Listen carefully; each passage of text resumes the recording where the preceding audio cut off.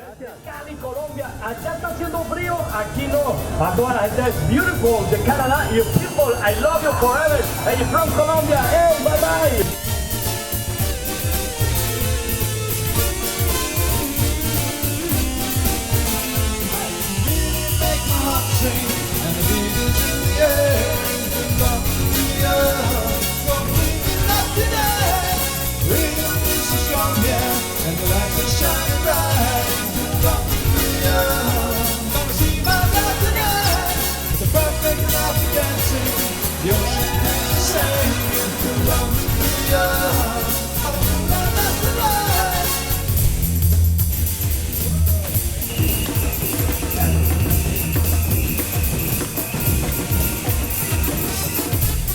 Buenas empanadas, damas y caballeros, ¿cómo estás?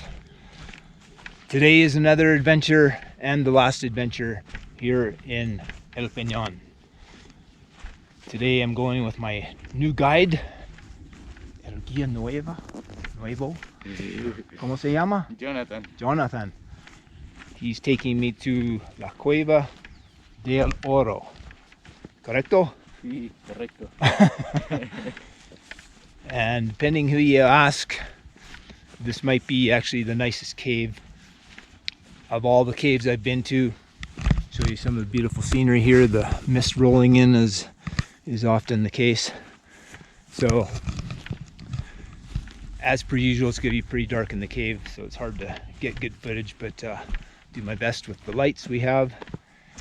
And yeah, this is going to be the place that has the most beautiful stalactites and stalagmites, and apparently there's kind of a gold glitter. It isn't actual gold in the cave, it's just got a kind of a glitter. You'll see hopefully when we get there, a glitter to it, and it looks kind of cool from the videos I've seen. So we'll pick back up once we get to La Cueva. We are arriving to the cave, Caverna del Oro, and it doesn't look like much from the outside, but it's apparently going to get much more interesting once we get inside there. And this was the quickest walk of them all from the Ecolodge, 15 minutes maybe, so a lot easier than the other walks, some which were an hour long almost. Listo.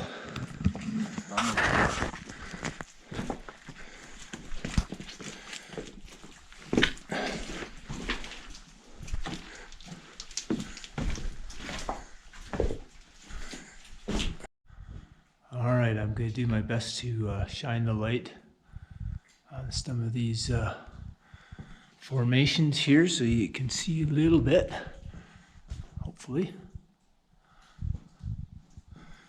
We're just barely inside right now.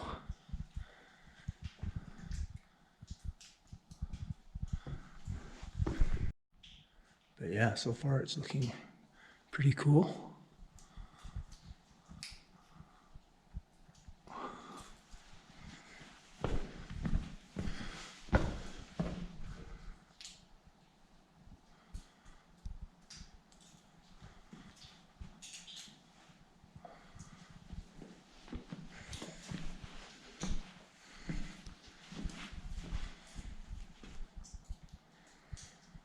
Don't know really much what to say about these stalactites and stalagmites.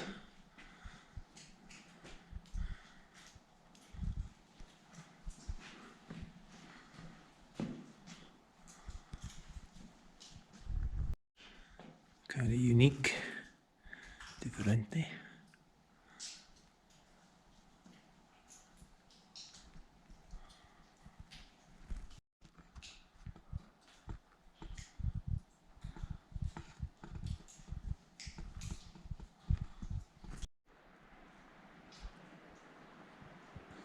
Sounds like there's maybe a little subterranean river up ahead.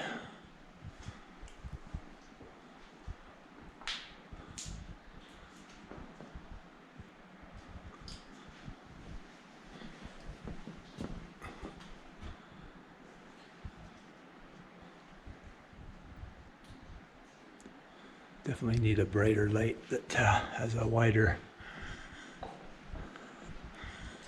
glow about it. But hopefully you get the idea. In Rio Subterraneo.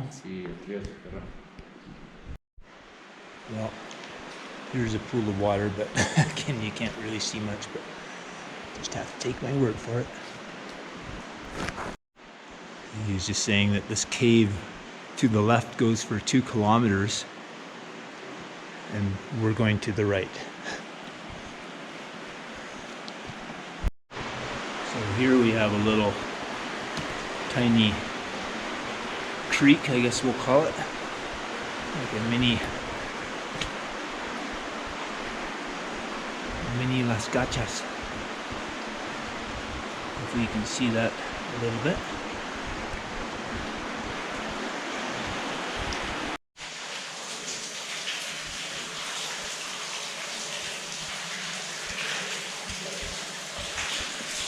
So I can tell you at this point, give you fair warning, that there is some spots where we just came from that were a little difficult to negotiate. So again, you have to kind of be in shape. And I have to be honest, right at the very entrance, if you're a little overweight or a fair amount overweight, you probably won't be able to even get in the entrance. Plus a couple of other little spots. So sorry, but that's the truth. So right here, we are at another little quebrada, little creek.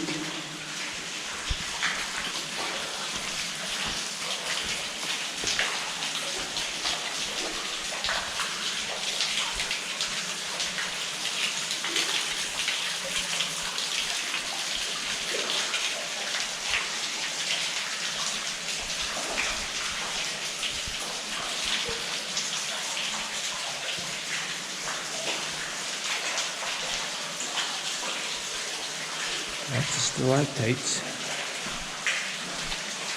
It's like some of them have been by personas. Yeah, some people have, you can see because it's such a obvious flat spot that some people have stolen the points of the stalagmites, which doesn't surprise me. That's humans for you. Okay. So another fair warning. To get further than where we just were, you have to do a boot camp like straddle on your hands and knees for about 25 feet to get to this area here.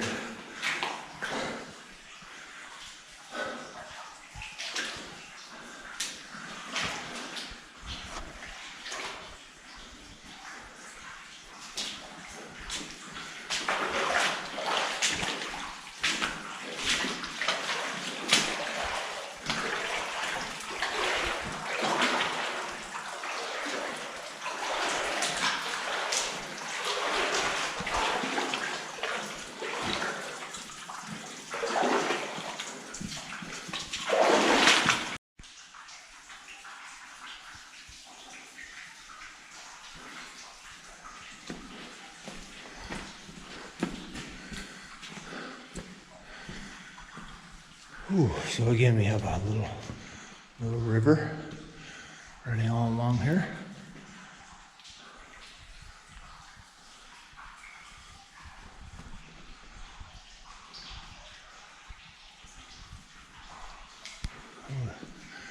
There's some bigger ones over here.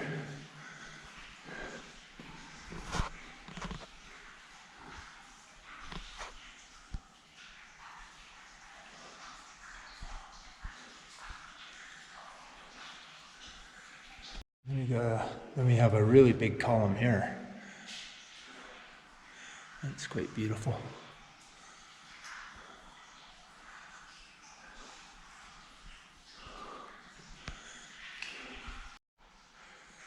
Fortunately, because I had to do the straddle in the creek, I had to leave my camera behind where I was. But it is definitely, there's way more stalactites in this cave than the other ones. This one's quite different from the others.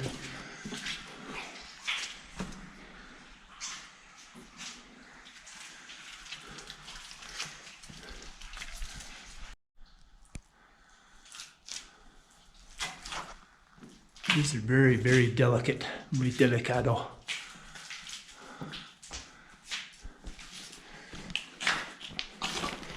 Oh, more mud.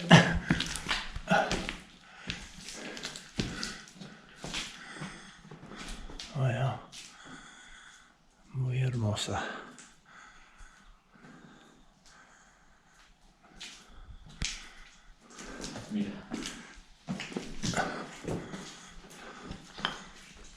These are getting to be very, excuse me, rivaling the caves in China, which are extremely spectacular. So I think you can see kind of the glitter. I don't know if that's we've arrived to the part of the gold yet or not. See. And this one here specifically has a green tint to it. Again, very muy delicado, very delicate. Don't touch, people, if you're in here. Oh, look how small and delicate that is. Beautiful.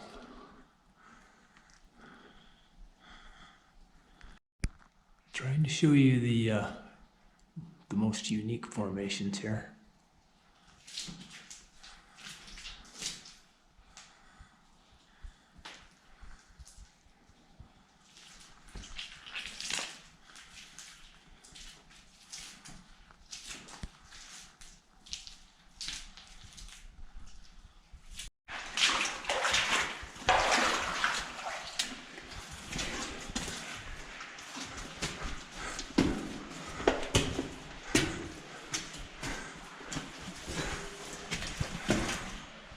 This is what you have to do if you want to come to this section.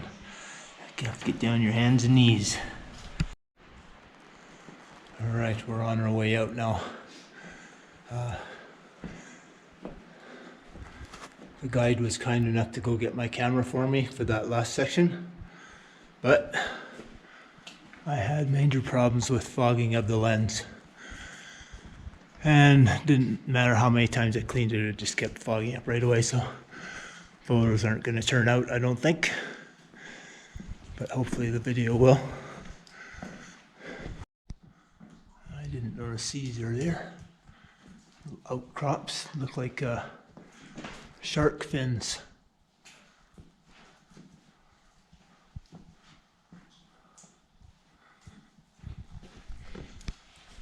Alright, I want to show you firsthand the spot where you're going to have to enter, and you're gonna have to make your own determination whether or not you think you can fit through here. Because this part right here is only a foot wide. If you're American Canadian, you know what a foot is. So if you can't fit through here, then I'm afraid you wouldn't be able to come into the cave, which is unfortunate, but that's the way the rocks made it. Once again, we're going through a misty area and up a hill with lots of mud and could be rather slippery. Just be forewarned.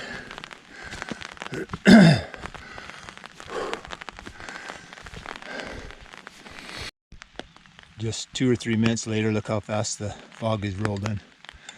It is beautiful.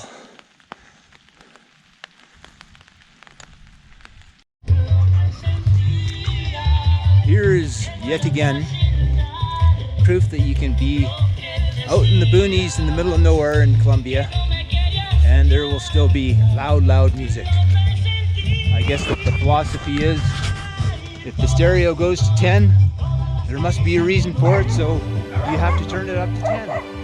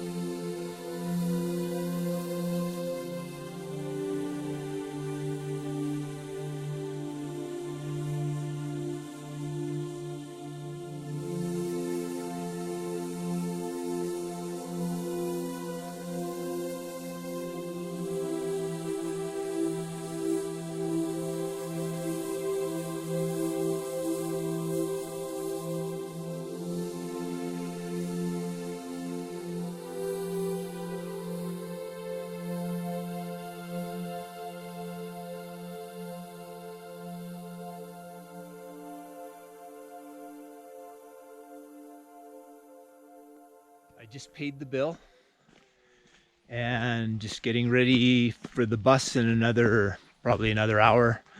The bus leaves out front of the Ecolodge at 5 a.m., which there's no way I was going to catch that one, and 1 p.m.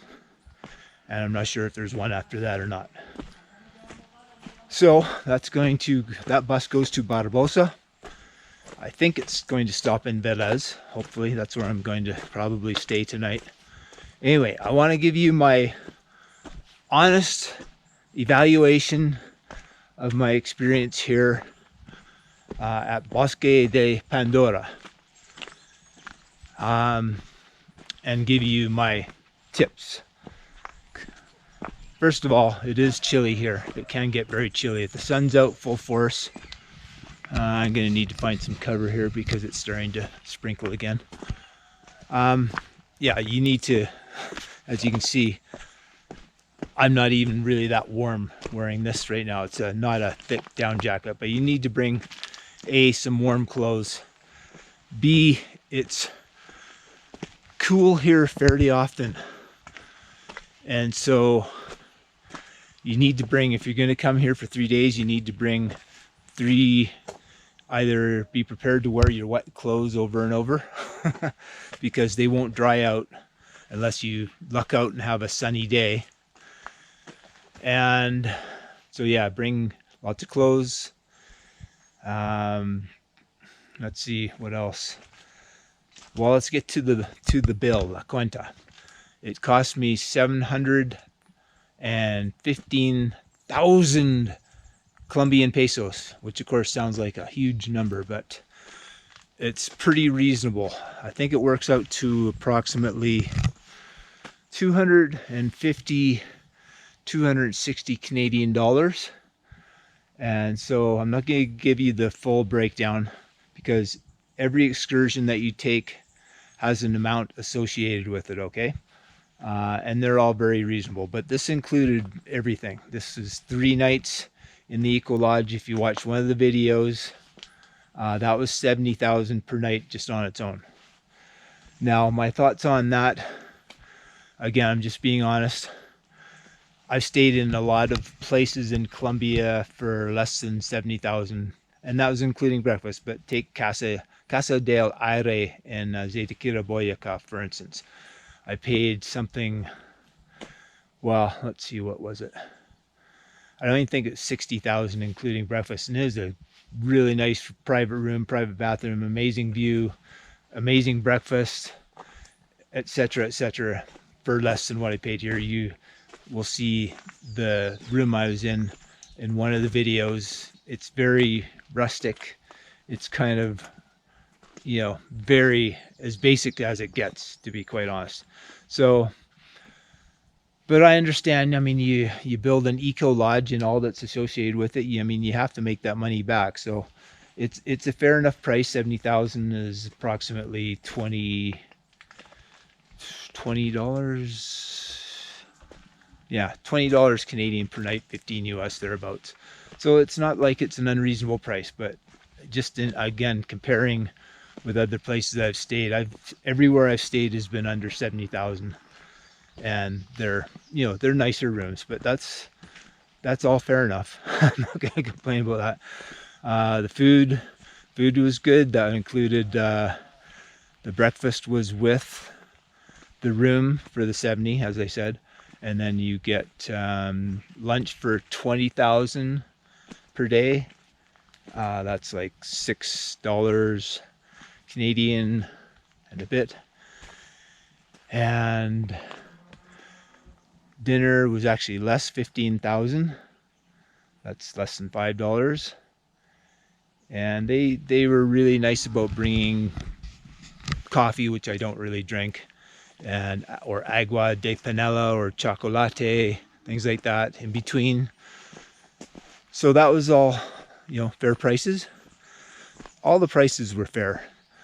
The 15,000, I didn't realize it until I paid, was for actually the boot rental, which you absolutely have to have rubber boots, both us, for going to these very muddy places. And so that's like $4, so no big deal. That's 3 days. What else was there? Yeah, I guess aside from that, there was just the tours themselves. They were all guided tours. We all had a guide. And for, let's see, 2 of the places, I think it was, we had transport in their 4x4s. And so that's about it for the cost. So again, that's pretty reasonable. The tours were, I thought, very fairly priced. So now I'd like to give my suggestions for the Bosque de Pandora team for what I might like to suggest that maybe you think about doing just to, improve things a little bit. One would be that they have electricity here, and so there's no reason why they couldn't have made at least one of the showers so that it was so that it had hot water. I think Colombians are more used to having cold water showers, but this place is colder than most places that you go to. And the other suggestion is to have some kind of a mat on the floor in the shower room, because it's made out of stones. And when it's cold out, and basically you get super sweaty, because if you just wear a t-shirt, it's not enough here, but if you wear a hoodie or a jacket, you get all sweaty. So you come back here after, it's tough going, some of those hikes. And so you're going to get sweaty, you're going to come back here, it's going to be getting dark and chilly, and you're going to have a shower, or else you're going to feel gross and disgusting going to bed. So the shower is very, very cold water, like even colder than normal. So yeah, my suggestion would be to make one shower at least, utilize the electricity that you have here, and so people have a hot water shower. Now what I did was I requested of the people that do the cooking, I requested a nice big pot of hot water.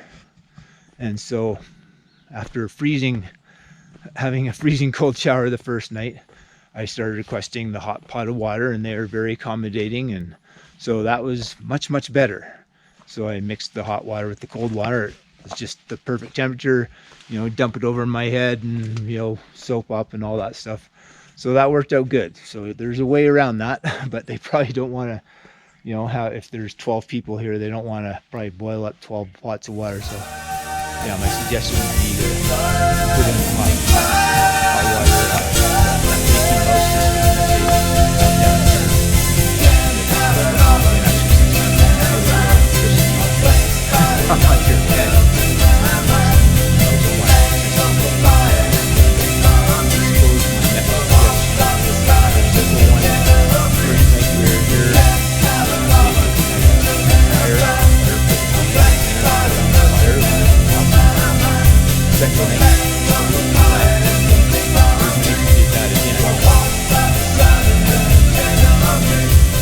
Fire makes a huge difference.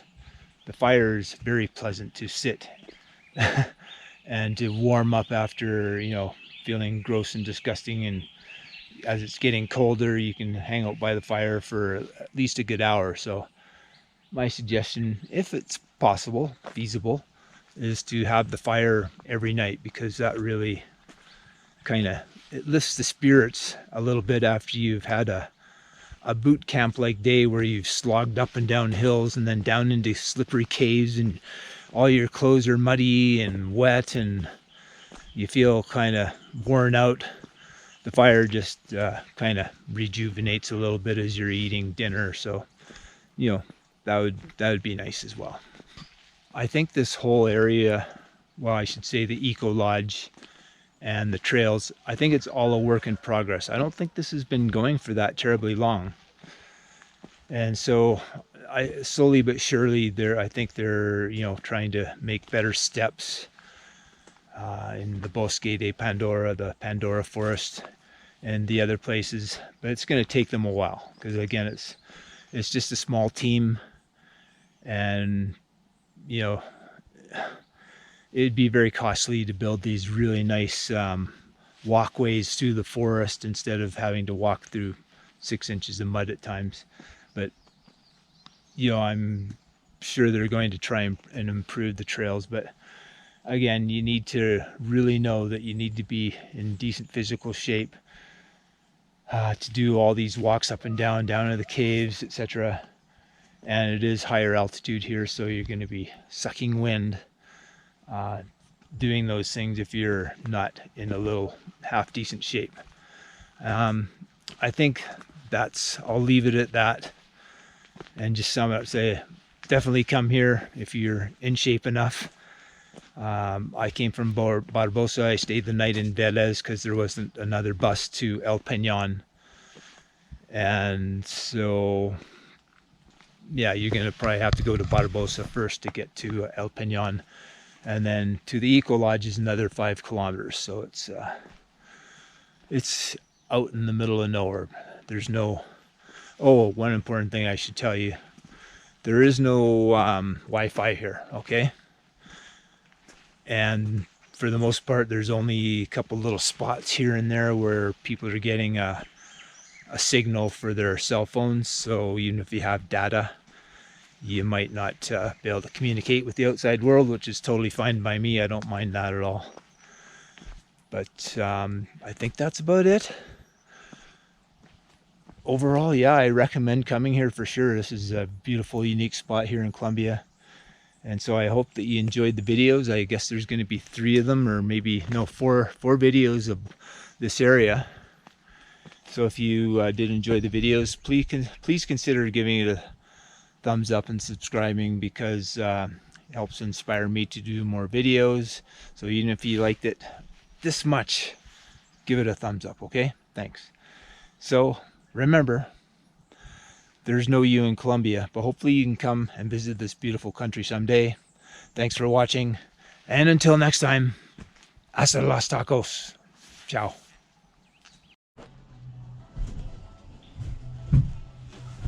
Pues es que llegamos a las 8 de la mañana y no sabíamos si nos quedamos en esto, pero por eso les envié el mensaje de texto.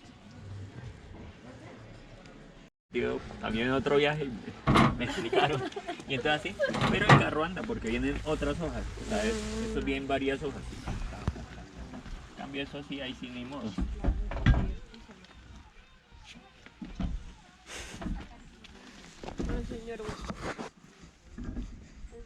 A bit of a problem with the tire, so the way it goes.